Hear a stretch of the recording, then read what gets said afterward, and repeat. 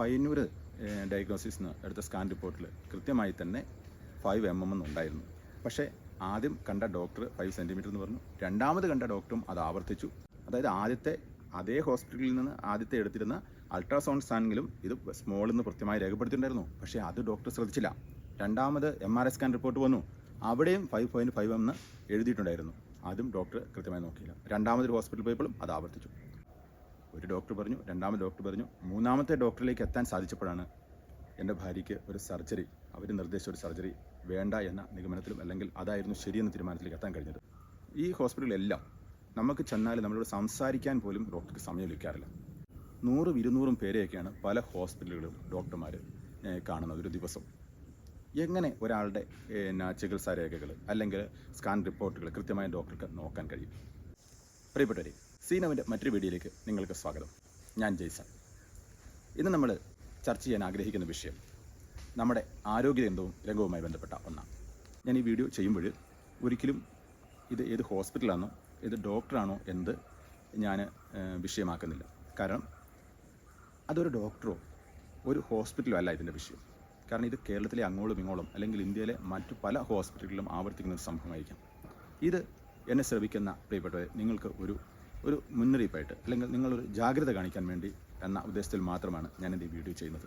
അവിടെ ഡോക്ടർക്ക് പ്രസക്തിയില്ല, ഹോസ്പിറ്റലിന് പ്രസക്തിയില്ല. ഇത് ഡോക്ടർക്ക് ഏത് ഡോക്ടറാണെന്ന് പറയാനുള്ള തെളിവുകളൊക്കെ എൻ്റെ അടുത്തുണ്ട്. പക്ഷേ അത് കേവലം ഒരു ഡോക്ടറെ അറ്റാക്ക് ചെയ്യുന്ന അല്ലെങ്കിൽ അവരെ ചീത്ത വിളിക്കുക എന്നതിനേക്കാൾ ഉപരിയായിട്ട് ഇത് നമുക്ക് എന്ന ഒരു മുന്നറിയിപ്പ് എന്ന നിലയിൽ മാത്രം നിങ്ങൾ വീഡിയോ കാണുക. ഏതായാലും നിങ്ങൾ വീഡിയോ തുടർന്ന് കാണുക. നിങ്ങൾക്ക് കാര്യങ്ങൾ മനസ്സിലാകുമെന്ന് ഞാൻ ആഗ്രഹിക്കുകയാണ്. ഞാൻ വിഷയത്തിലേക്ക് വരാം. 2 മാസങ്ങൾക്ക് മുമ്പ് ജനുവരിയിൽ ഞാൻ എൻ്റെ ഭാര്യയുമൊത്ത് കണ്ണൂർ ഒരു ഹോസ്പിറ്റലിൽ പോകാനിടയായി. ആദ്യം ഞാനല്ല പോകുന്നത്.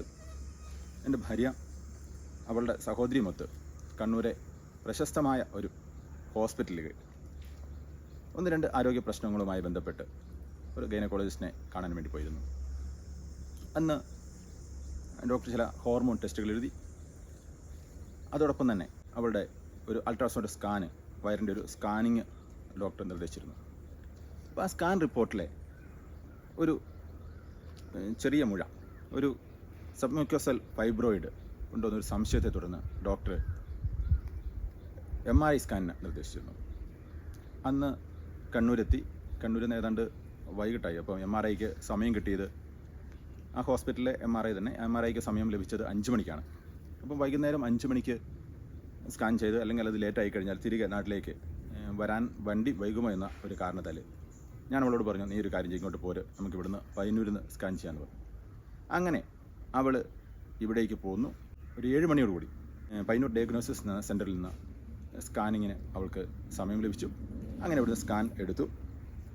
തുടർന്ന് റിസൾട്ട് വന്ന 2 ദിവസം കഴിഞ്ഞപ്പം ഞാനും അവളും കൂടി കണ്ണൂരെ ആദ്യം പോയ ഹോസ്പിറ്റലിലേക്ക് അവിടുത്തെ ഡോക്ടറെ കാണാൻ വേണ്ടി പോവുകയാണ്. ഡോക്ടർ അവിടുത്തെ HOD ആണ്.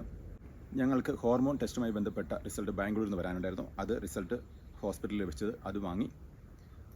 അപ്പോൾ നേരത്തെ ഉണ്ടായിരുന്ന സ്കാൻ്റെ റിപ്പോർട്ടും അതുപോലെ തന്നെ MRI എടുത്ത റിപ്പോർട്ടുമായി ഡോക്ടറെ കാണാൻ ഞങ്ങൾ ഡോക്ടറെ റൂമിലേക്ക് പ്രവേശിച്ചു. ഡോക്ടർ റിസൾട്ട് ഓടിച്ച് നോക്കി. അതിനുശേഷം ഡോക്ടർ പറഞ്ഞത് 5.5 സെൻറ്റിമീറ്റർ വലിപ്പമുള്ള ഒരു ഫൈബ്രോയിഡ് യൂട്രസിനുള്ളിലുണ്ട്. അപ്പോൾ അത് തീർച്ചയായിട്ടും ഇപ്പോൾ വേദന ഇല്ലെങ്കിലും പിന്നീട് അത് കോംപ്ലിക്കേറ്റഡ് ആവാൻ സാധ്യതയുണ്ട്. അതിനാൽ അത് സർജറി ചെയ്യണം. അപ്പോൾ ഡോക്ടർ പറഞ്ഞു, അവൾ വിദേശത്താണ്. അപ്പോൾ ഇന്ത്യയിൽ സർജറിക്ക് ശേഷം 22 ദിവസം ഉണ്ടെങ്കിൽ മാത്രമേ ഞാൻ ഈ സർജറിയുമായി മുന്നോട്ട് പോകൂ. അപ്പോൾ നിങ്ങൾക്ക് അതിന് സമയം ലഭിക്കുകയാണെങ്കിൽ നിങ്ങൾ ആലോചിച്ച് മറുപടി പറയാമെന്ന് പറഞ്ഞു. അപ്പം ഞാൻ ഇതിൻ്റെ സർജറിയെ സംബന്ധിച്ച് ചോദിച്ചപ്പം ഡോക്ടർ ലാപ്രോസ്കോപ്പിക് സർജറിയാണ് പറഞ്ഞത്. അപ്പോൾ ഡോക്ടർ പറഞ്ഞത് ഞാൻ അതിൻ്റെ എത്രമാത്രം ചിലവാകുമെന്ന് ചോദിച്ചു. അപ്പോൾ 1,30,000 വരെ, 1,10,000 തൊട്ട് 1,30,000 വരെ ചിലവ് വരാമെന്ന് ഡോക്ടർ എന്നോട് മറുപടി പറഞ്ഞു. ഏതായാലും ഞങ്ങളത് ശ്രദ്ധിച്ച് റിപ്പോർട്ടൊക്കെ വാങ്ങി ഞങ്ങൾ നാട്ടിലേക്ക് പോന്നു. അപ്പം ഇവിടെ തന്നെ തളിപ്പറമ്പിൽ പ്രശസ്തനായ മറ്റൊരു ഗൈനക്കോളജിസ്റ്റ് ഉണ്ട്. അപ്പം അദ്ദേഹത്തിൻ്റെ കൂടെ ഒരു അഭിപ്രായം തേടിയേക്കാം എന്ന ഒരു ചിന്തയിൽ ഞാനും അവളും കൂടെ തളിപ്പറമ്പിലെ ഈ പ്രശസ്ത ഹോസ്പിറ്റലിലെ ഈ പ്രശസ്തനായ ഡോക്ടറെ അടുത്തേക്ക് പോന്നു. അപ്പം ഞങ്ങൾ ആദ്യത്തെ റിസൾട്ട് കാണിച്ചു. അവിടുന്ന് പറഞ്ഞ കാര്യങ്ങൾ പറഞ്ഞു. ഈ പറയുന്ന MRI സ്കാനിൻ്റെ റിപ്പോർട്ട് ഡോക്ടറെ കാണിച്ചു. ഡോക്ടർ പെട്ടെന്ന് നമ്മളോട് പറയുന്നതും ഇതേ കാരണം തന്നെയാണ്. 5.5 സെൻറ്റിമീറ്റർ വലിപ്പമുള്ളതിനാൽ അത് എന്തായാലും സർജറി ചെയ്യണം. ഡോക്ടർ ഒന്നുകൂടെ കൂട്ടിച്ചേർത്തു, എൻ്റെ ഒരു ശുപാർശയ്ക്ക് ഞാൻ എൻ്റെ യൂട്രസ് തന്നെ റിമൂവ് ചെയ്യാനാണ് ആവശ്യപ്പെടുക. അപ്പോൾ ഏതായാലും സർജറി എന്തായാലും ആവശ്യമാണെന്നൊക്കെ പറഞ്ഞു. നിങ്ങൾക്ക് താല്പര്യമാണെങ്കിൽ അല്ലെങ്കിൽ ഇപ്പോൾ ചെയ്യുന്നുണ്ടെങ്കിൽ സർജറിയുടെ ഡേറ്റ് ഫിക്സ് ചെയ്ത് അല്ലെങ്കിൽ ഡേറ്റ് തീരുമാനിച്ച് നിങ്ങളിങ്ങ് പോകുന്ന അഡ്മിറ്റ് ആയാൽ മതി എന്ന് പറഞ്ഞു. അപ്പോൾ അതിൻ്റെ താഴത്തെ സെൻറ്ററിൽ എൻ്റെ ഫ്രണ്ട് ഓഫീസ് അല്ലെങ്കിൽ റിസപ്ഷനിൽ ചെന്നിട്ട് ഈ സർജറിയുടെ ചിലവ് എത്രയാണെന്ന് ഞാൻ അന്വേഷിച്ചു. അപ്പോൾ അവർ പറഞ്ഞത് അവിടെ ഒരു കാര്യം കൂടിയുണ്ട്. ആദ്യം പറഞ്ഞെടുത്ത് ലാപ്രോസ്കോപ്പിയാണ് പറഞ്ഞെങ്കിൽ ഇവിടെ ലാപ്രോസ്കോപ്പി സൗകര്യമില്ല, ഓപ്പൺ ആണെങ്കിൽ ഒരു 70,000 രൂപ വരെ ചിലവ് വരാം എന്ന് പറഞ്ഞു. അങ്ങനെ ഞങ്ങൾ നാട്ടിലേക്ക് പോന്നു. ഏതായാലും സർജറി അനിവാര്യമാണ്. അവളുടെ ലീവ് കഴിയും. അപ്പോൾ ലീവ് കഴിയുമ്പോൾ സർജറിക്ക് ഡേറ്റ് കൂട്ടിക്കിട്ടിയാൽ മാത്രമേ അല്ലെങ്കിൽ ലീവ് കൂട്ടിക്കിട്ടിയാൽ മാത്രമേ സർജറി ചെയ്യാൻ സാധിക്കൂ. അങ്ങനെ വിദേശത്തെ ഹോസ്പിറ്റലിലേക്ക് വിളിച്ച് അവിടെ ലീവിൻ്റെ കാര്യം 2 ആഴ്ചയും കൂടെ അധികം കിട്ടുമെന്നൊരു ധാരണയായി. അങ്ങനെ സർജറി ചെയ്യാമെന്നൊരു തീരുമാനത്തിലേക്ക് എത്തി. അതിനുശേഷം ഈ ലാപ്രോസ്കോപ്പി വേണോ ഓപ്പൺ വേണോ എന്നൊരു കൺഫ്യൂഷൻ വന്നു. അപ്പോൾ ലാപ്രോസ്കോപ്പി തന്നെ ചെയ്യാമെന്നൊരു ധാരണയിലേക്ക് വന്നു. അപ്പോൾ അവിടുത്തെ ആദ്യം പോയി ഹോസ്പിറ്റലിലേക്ക് വിളിച്ചപ്പോൾ ഡോക്ടർ പറഞ്ഞു ഇവിടെ വന്ന് സർജറി ഡേറ്റ് എടുത്തോളാൻ പറഞ്ഞു. അങ്ങനെ ആദ്യത്തെ ഹോസ്പിറ്റലിലേക്ക് അവൾ വീണ്ടും അതിൻ്റെ ഡേറ്റ് എടുക്കാൻ വേണ്ടി അവളുടെ ഫാദറുമൊത്ത് പോവുകയാണ് ഉണ്ടായത്.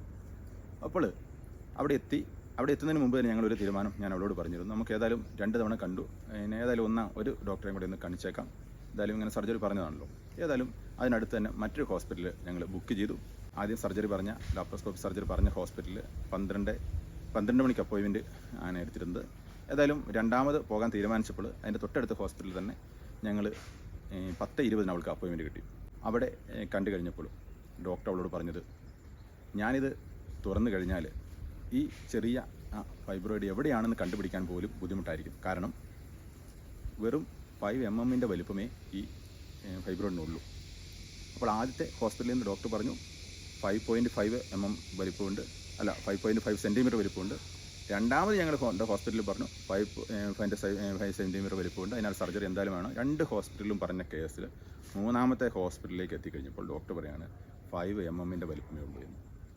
അപ്പോൾ അവൾക്ക് ഭയങ്കര സന്തോഷം, എനിക്ക് സന്തോഷം. ഏതായാലും സർജറി പ്രതീക്ഷിച്ചിരുന്ന സർജറി വേണ്ട. അപ്പം അത് ഡോക്ടർ ആ സ്കാൻ റിപ്പോർട്ടിൽ കാണിച്ചു.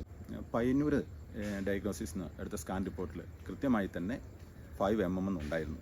പക്ഷേ ആദ്യം കണ്ട ഡോക്ടർ 5 സെൻറ്റിമീറ്റർ എന്ന് പറഞ്ഞു. രണ്ടാമത് കണ്ട ഡോക്ടറും അത് ആവർത്തിച്ചു. 2 പേരും പ്രശസ്തരാണ്, 2ഉം ഫേമസ് ആയ ഹോസ്പിറ്റലാണ്, ഒന്ന് കണ്ണൂരും ഒന്ന് തളിപ്പറമ്പിലും. പക്ഷേ മൂന്നാമത്തെ ആൾ അത് റീഡ് ചെയ്ത് കറക്റ്റ് പയ്യന്നൂർ ഡയഗ്നോസിസിലെ റിപ്പോർട്ടിലുള്ള 5.5 mm എന്നുള്ളത് അവർ കൃത്യമായി റീഡ് ചെയ്തിരുന്നു. അതിനെ തുടർന്നാണ് അവർ സർജറി വേണ്ട എന്ന് നിർദ്ദേശിച്ചത്. ഏതായാലും അവൾ എന്നെ വിളിച്ചു. ഞാൻ ഡ്യൂട്ടിയിലായിരുന്നു. ഞാൻ അവളോട് പറഞ്ഞു, നീ ഏതായാലും ആദ്യത്തെ ഹോസ്പിറ്റലിൽ കയറി ഡോക്ടറെ 12 മണിക്ക് അവിടെ അപ്പോയിൻമെൻറ്റ് എടുത്താണ്, അവിടെ ഡോക്ടറെ കാണണം, ഡോക്ടറുടെ കാര്യങ്ങൾ പറയണം. അപ്പം തീർച്ചയായിട്ടും ആ ഡോക്ടറെ അറിയിക്കണം, ഡോക്ടർക്ക് വരുന്നൊരു പിഴവാണ്. അപ്പോൾ അതിനെ തുടർന്ന് കണ്ടു. ഡോക്ടർ കുറേ സോറി പറഞ്ഞു. ഡോക്ടർ പറഞ്ഞ ഈ സർജറി എന്നുള്ള ഇത് ഡോക്ടർ തന്നെ പേനയും കൊണ്ട് തടഞ്ഞു. ഏതായാലും ഞങ്ങൾ അവിടുന്ന് തിരികെ പോകുന്നു. ഞാൻ ഈ വീഡിയോ നിങ്ങളുടെ മുമ്പിലേക്ക് അവതരിപ്പിച്ചത് ഏത് ഹോസ്പിറ്റൽ എന്നുള്ള വിഷയം ഞാൻ നിങ്ങളുടെ മുമ്പിൽ അവതരിപ്പിക്കുന്നില്ല. ഏത് ഹോസ്പിറ്റലാണ് എന്ന് പറയുന്നതിൻ്റെ പ്രസക്തി ഉണ്ടെന്ന് എനിക്ക് തോന്നുന്നില്ല. കാരണം ഈ ഡോക്ടർ അല്ലെങ്കിൽ മറ്റൊരു ഡോക്ടർ ഇതുപോലെ സർജറി നിങ്ങളിൽ പലർക്കും നിർദ്ദേശിക്കും. നമ്മൾ പലരും സർജറി ചെയ്യും. നമ്മൾ ഇതൊക്കെ ശരിയായിരുന്നു നടത്തിൽ വിശ്വസിച്ച് നമ്മുടെ ഒരു സർജറിയുടെ ചിലവൊക്കെ അടിച്ച് നമ്മൾ തിരികെ പോരും. പക്ഷേ ഞാൻ ഈ വീഡിയോ നിങ്ങളുടെ മുമ്പിൽ ചെയ്യുന്നത് ഇത് കേരളത്തിൽ അങ്ങോളം ഇങ്ങോളം ഹോസ്പിറ്റലുകളിൽ ഈ സംഭവങ്ങളൊക്കെ ആവർത്തിക്കാൻ കാരണമാകും. എനിക്ക് തന്നെ 2 തവണ, എൻ്റെ ഭാര്യയ്ക്ക് തന്നെ 2 ഹോസ്പിറ്റലിൽ നിന്ന് നിർദ്ദേശിച്ച സർജറി മൂന്നാമതൊരു സ്ഥലത്ത് കണ്ടില്ലായിരുന്നെങ്കിൽ തീർച്ചയായിട്ടും സർജറിയിലേക്ക് പോയിരുന്നേനെ. അപ്പോൾ എനിക്ക് ഇതുമായി ബന്ധപ്പെട്ട് തോന്നിയൊരു കാര്യം, ഈ ഹോസ്പിറ്റലുകളെല്ലാം നമുക്ക് ചെന്നാൽ നമ്മളോട് സംസാരിക്കാൻ പോലും ഡോക്ടർക്ക് സമയം ലഭിക്കാറില്ല. കാരണം ആളുകൾ അടുത്തത് ഇങ്ങനെ വന്നുകൊണ്ടിരിക്കുകയാണ്. 100-200 പേരെയൊക്കെയാണ് പല ഹോസ്പിറ്റലുകളും ഡോക്ടർമാർ കാണുന്നത് ഒരു ദിവസം. എങ്ങനെ ഒരാളുടെ ചികിത്സാ രേഖകൾ അല്ലെങ്കിൽ സ്കാൻ റിപ്പോർട്ടുകൾ കൃത്യമായ ഡോക്ടർക്ക് നോക്കാൻ കഴിയും? ഈ ചുരുങ്ങിയ സമയത്തിനോട് നോക്കുമ്പം, അതായത് അതേ ഹോസ്പിറ്റലിൽ നിന്ന് ആദ്യത്തെ എടുത്തിരുന്ന അൾട്രാസൗണ്ട് സ്കാനിങ്ങിലും ഇത് സ്മോളിൽ നിന്ന് കൃത്യമായി രേഖപ്പെടുത്തിയിട്ടുണ്ടായിരുന്നു. പക്ഷേ അത് ഡോക്ടർ ശ്രദ്ധിച്ചില്ല. രണ്ടാമത് MRI സ്കാൻ റിപ്പോർട്ട് വന്നു, അവിടെയും 5.5 എന്ന് എഴുതിയിട്ടുണ്ടായിരുന്നു. അതും ഡോക്ടർ കൃത്യമായി നോക്കിയില്ല. രണ്ടാമതൊരു ഹോസ്പിറ്റലിൽ പോയപ്പോഴും അത് ആവർത്തിച്ചു. അപ്പോൾ ഞാൻ നിങ്ങളുടെ മുമ്പിലേക്ക് എത്തുന്ന എൻ്റെ ഒരു നിർദ്ദേശം അല്ലെങ്കിൽ എൻ്റെ ഒരു അഭിപ്രായം, എൻ്റെ ഒരു ഈ അനുഭവത്തിൽ നിന്ന് എനിക്ക് നിങ്ങൾക്ക് തരാനുള്ളൊരു ഉപദേശം, നമ്മൾ പ്രധാനപ്പെട്ട സർജറികൾ അങ്ങനെയൊക്കെ ഡോക്ടർമാർ നിർദ്ദേശിക്കുമ്പോൾ 1, 2, 3 അല്ലെങ്കിൽ 4, 5 കണ്ടാലും, അല്ലെങ്കിൽ ഒന്ന് രണ്ട് ഹോസ്പിറ്റൽ കയറി മാറി മാറി അഭിപ്രായം എടുക്കുന്നതിൽ തെറ്റില്ല എന്നാണ് എൻ്റെ ഒരു നിർദ്ദേശം. കാരണം ഇതുപോലെയുള്ള പിഴവുകൾ നാളെ ആർക്കും ആവർത്തിക്കാം. ഈ എത്ര നല്ല ഹോസ്പിറ്റലായാലും ഈ തെറ്റുകളൊക്കെ നമ്മുടെ നാട്ടിൽ ആവർത്തിച്ചുകൊണ്ടേയിരിക്കും. അപ്പം അബദ്ധം പലപ്പോഴും പറ്റുന്നത് രോഗിക്കാണ്, അല്ലെങ്കിൽ രോഗിയെ കൊണ്ട് വരുന്ന ആളുകൾക്കാണ്. അപ്പം നമുക്ക് ജീവിതത്തിൽ ഒരു പ്രതിസന്ധി ഉണ്ടാകാതെ, അല്ലെങ്കിൽ നമുക്ക് ഇങ്ങനെ ഒരു അബദ്ധം സംഭവിക്കാതിരിക്കണമെങ്കിൽ ആര് ശ്രദ്ധിക്കണം? നമ്മൾ ശ്രദ്ധിക്കണം.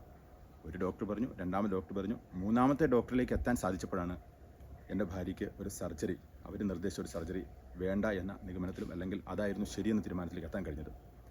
അങ്ങനെയെങ്കിൽ നിങ്ങൾക്കൊക്കെ ഇത്തരം അനുഭവങ്ങൾ പലപ്പോഴും ഉണ്ടാകാം, അല്ലെങ്കിൽ ഈ വീഡിയോ കാണുമ്പോൾ നിങ്ങൾക്കൊക്കെ അനുഭവങ്ങൾ ഇതിനു മുമ്പ് ഉണ്ടായിട്ടുണ്ടാകാം. അപ്പോൾ എനിക്ക് ഇത് കാണുന്നവരോട് പറയാനുള്ള കാര്യമാണ്, നമുക്ക് ഒരു സർജറി നിർദ്ദേശിച്ചാൽ തീർച്ചയായിട്ടും 3 or 4 പേരെയൊക്കെ കണ്ട് അതിൻ്റെ അഭിപ്രായം എടുത്തതിന് ശേഷം, കാരണം ഒരു അപ്പോയിൻമെൻറ്റ് എടുക്കാൻ കൂടിപ്പോയാൽ നമുക്ക് 400 രൂപ അല്ലെങ്കിൽ 500 രൂപയ്ക്ക് വരുന്നുണ്ടാവുള്ളൂ, അല്ലെങ്കിൽ അതിൽ താഴെ.